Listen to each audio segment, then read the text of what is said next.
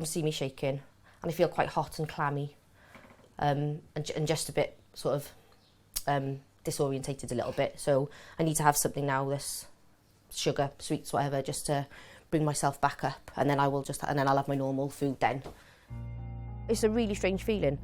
You just know that something's not right, and once you know, that's when you start to feel worse, and the symptoms start to feel worse, and they come on a little bit more then, you know. The danger time for most people is in the early hours of the morning, particularly between 2 and 6 a.m. Night times are a big worry for families, there's no doubt about that. My mum looks after him, and he goes to his dad, and that's it, nobody else. Some people get often more frightened by the low sugars than the high sugars, because they can make you feel pretty unwell quite quickly, really, and in fact very unwell if they continue to drop. But as you progress with it, you see that it's a natural part of having diabetes, which can be controlled.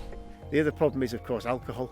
It causes you to have high blood sugars, and it causes you then to have lows. But as long as you know why that hypo happened, you can just think about it, store it away in the memory bank, and maybe avoid it happening in the future.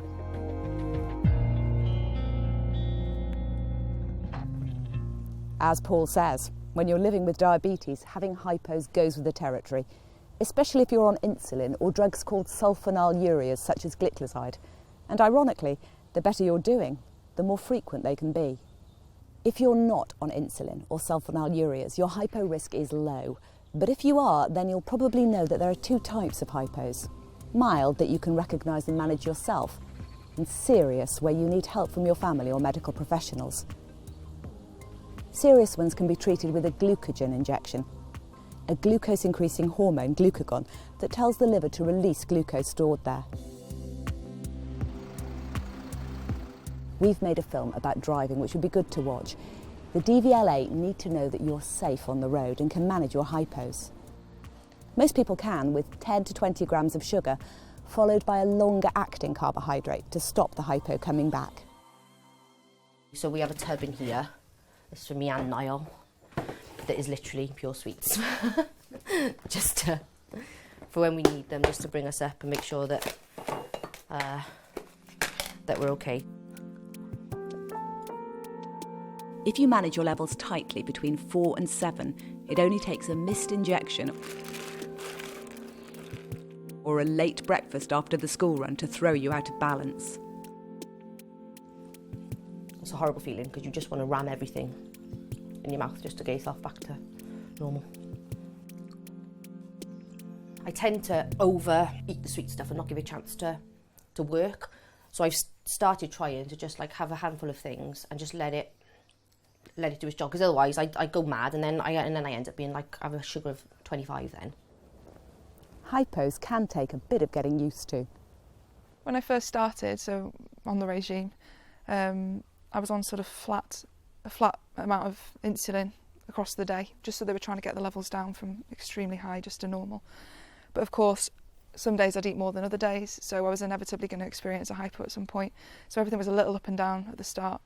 That can knock people around, especially if they're new to diabetes, because it's quite frightening. Having a hypo is quite frightening.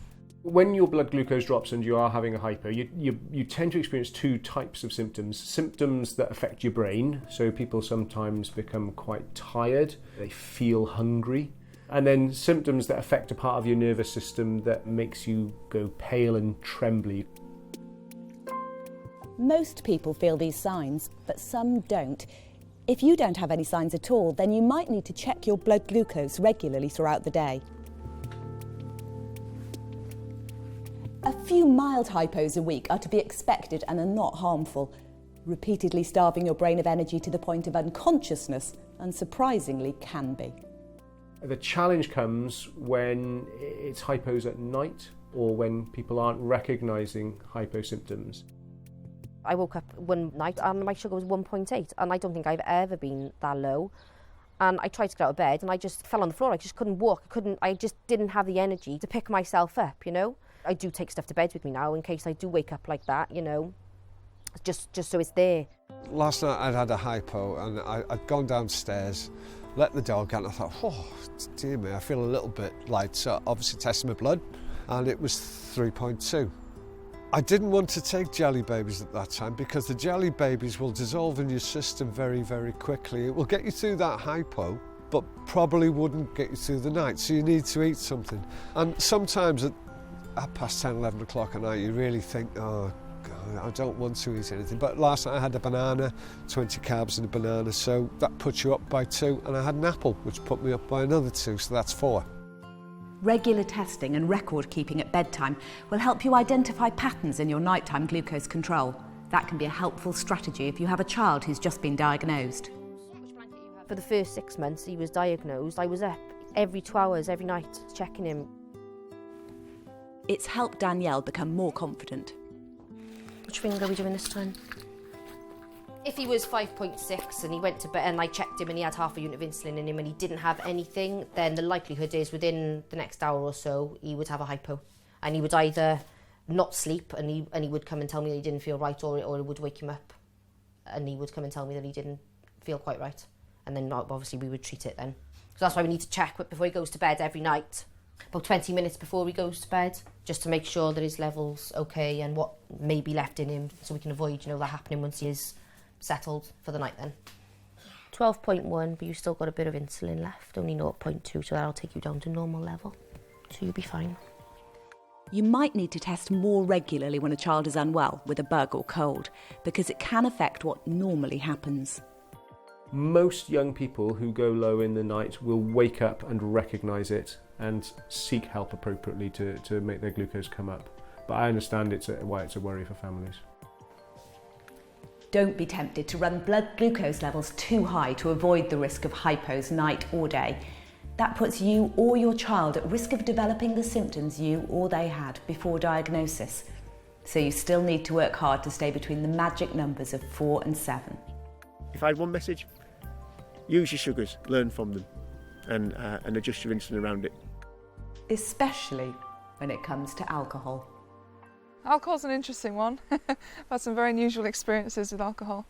Simple rule with alcohol, if you drink it, your blood sugar's going to go up during the evening because alcohol turns to sugar, and some drinks are very sweet by their nature, but don't take insulin for those, because essentially what will happen in the night is your blood sugar will fall, partly because your liver gets a little bit drunk and doesn't give you sugar as it should do. What people sometimes find is then after they've stopped drinking, when they go to bed, they have a significant low.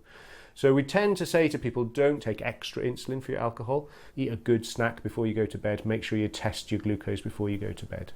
I still drink it because I love it, but what I'll do, say I was going out for dinner and I was going to be drinking wine all evening, I'll under-inject my insulin. So I'll probably inject 70% of what I would have normally done, just to give me that buffer, just to keep me a little higher. People need to find their own sort of pattern, but for me that works.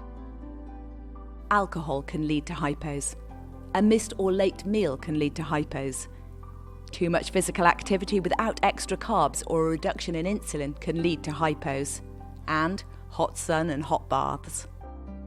One particularly awful time, I went in the bath. I found out later that the heat from the water speeds up the action of the insulin. I obviously hadn't eaten enough food for what I'd taken, and the hypo was so severe. I couldn't stand up. I couldn't even get out the bath. I was shaking. It was, really, really bad.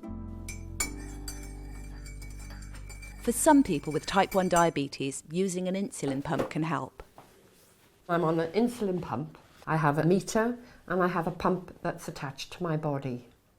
One of the indications for going on to pump therapy is because of the reduction in the risk of hypoglycemia.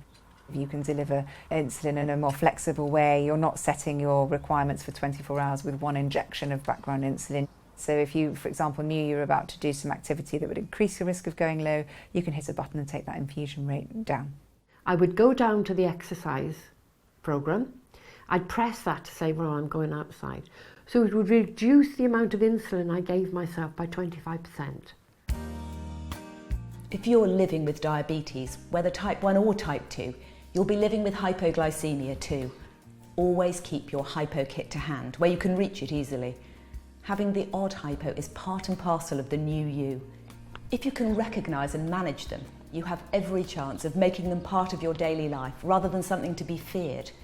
If they're not mild, if they're not manageable, an insulin pump might help. You can carry a glucagon kit if your hypos lead to unconsciousness, And for everyone, carrying a card or wearing a bracelet might be important to let other people know you have diabetes. Talk to your diabetes team at your next appointment.